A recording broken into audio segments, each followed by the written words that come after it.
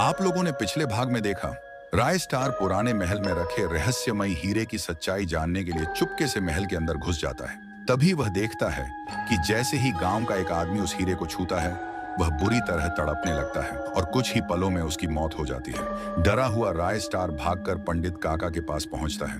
पंडित काका बताते हैं, बहुत साल पहले पटेल नाम का एक लड़का पीहू से प्यार करता था, लेकिन बाबा भैरवनाथ को यह रिश्ता पसंद नहीं था। इसलिए उन्होंने गुस्से में आकर पीहू को जिंदा जला दिया।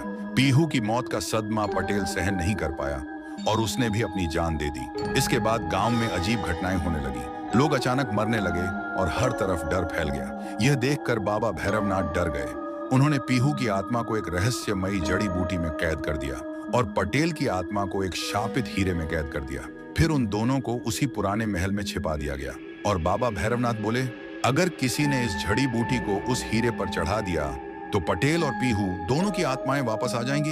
यह सुनकर राय स्टार डरते हुए बोला, अगर किसी ने सच में जड़ी बूटी चढ़ा दी तो क्या होगा? पंडित काका घबराई हुई आवाज में बोले, बहुत बड़ा अनर्थ हो जाएगा। पूरा गांव तबाही में बदल जाएगा। उसी समय गांव का एक लालची आदमी पुष्पा यह सब छिपकर सुन रहा था। उसने मन ही मन सोचा, जरूर उस हीरे में बेशुमार दौलत छिपी होगी।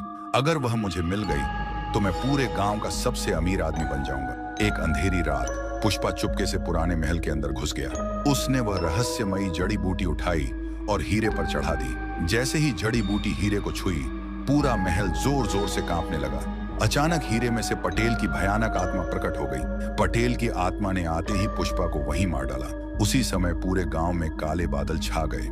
यह देखकर पंडित काका बोले, लगता है पटेल और पीहू की आत्माएं वापस आ चुकी हैं। तब पंडित काका राय स्टार को गांव से दूर रहने वाले बाबा टुंग टुंग के पास ले गए। दूसरी तरफ पटेल की आत्मा गांव में आतंक मचा रही थी। लोग अपनी जान बचाकर भाग रहे थे। तभी बाबा टुंग टुंग जोर से बोले, रुक जाओ पटेल। पटेल ने पीछे मुड़कर देखा तो सामने बाबा टुंग टुंग और राय स्टार खड़े थे। तभी बाबा टुंग टुंग ने अपनी रहस्यमयी शक्तियों से पटेल और पीहू दोनों की आत्माओं को मुक्त कर दिया।